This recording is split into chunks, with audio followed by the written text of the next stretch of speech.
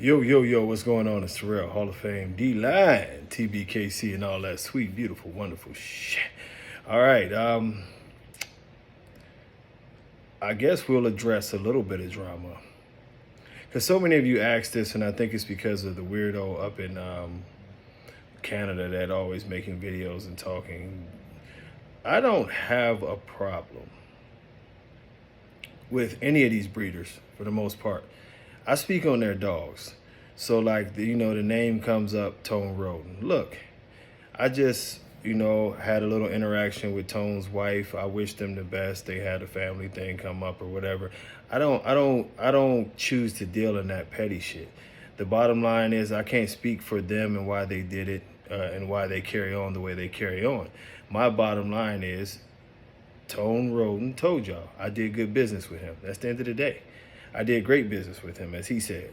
All of that other stuff and people getting mad because I break down and critique a dog and they want to take it to another level. Look, it's nothing personal. I mean, not trying to play hard ass, but when me and his buddy got into it or whatever the case may be, I put down the gauntlet. I told him if you want to get real, let's get real. He obviously didn't want to get real. He said he's a non-violent person. That's the end of it. You know what I mean? I don't know him. I've never even met him. Me and Tone did have a relationship. He was in my group. I mentored him when he first started out. He went on to do his own thing. And like I told you guys, when it came to those particular group of dogs, I love the look, but I've stuck to where I've always been. And what I know to be is that if there is a health issue, I'm going to speak on it. I'm not going to tell you guys to breed to something that can cause the dog an early death. It's just that simple. I don't care if it's a heart murmur, if it's an elongated palate, or whatever the case may be. It's something that I want to speak on. The shit is not personal. To some, it might be personal, but I don't wish them dudes no ill will. I hope that they can get themselves, their program together to the point that they don't have to deal with those issues, and it's all good. But it's something you see. I didn't lie. They both admitted to you that that's an issue that happens in their dogs. They're the ones that threw out the 20% or whatever it was, 25% of their dogs have the elongated palate and have to have the surgery. It's not like, bro, I have real shit to beef with people about. You know what I mean? So it's the internet beef and all of that. When it gets to that point, if you totally disrespect me or disrespect my family, I'll call you and I'll say it is what it is. But who's especially at this age and stage in the game, trying to beef about an opinion on dogs? And to be honest, mine wasn't an opinion, it's facts. Don't breed dogs with heart issues. Don't breed dogs with breathing issues, because that trait carries over and it hurts the breed. It's just that simple. The dog should be healthy. If you keep on eliminating these traits, it is what it is. And that's the thing. When people get into this thing, and I'm only doing this one, I'm not going to go into everybody else's beefs and shit. But, when it goes into it, my opinion is, and I said this beforehand, Waffle House, shots fired. If you look at the dogs, I love the look. I used to tell y'all, I love the look of the dogs. Yes, it does have a decent amount of my blood in there, but I love the look. The only issue that came about was something that was factual, that the dogs do have breathing issues. That's something that you work on. You don't cry about it. It's just something you have to work on. There's been a lot of great dogs in the American bully history that had one issue or another where you just like, can I breed to it or can I breed to it, and should I breed to it? And those are dog man decisions.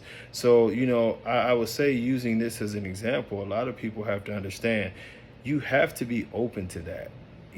Not Photoshop pictures and bullshit.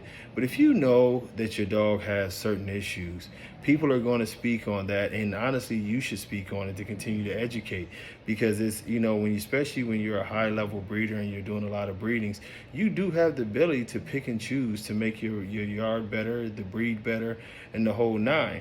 If you're choosing to continue to use these things that your customers and the people who decide to entrust in your blood are going to have problems with breathing and hearts and different things like that, you're killing the breed.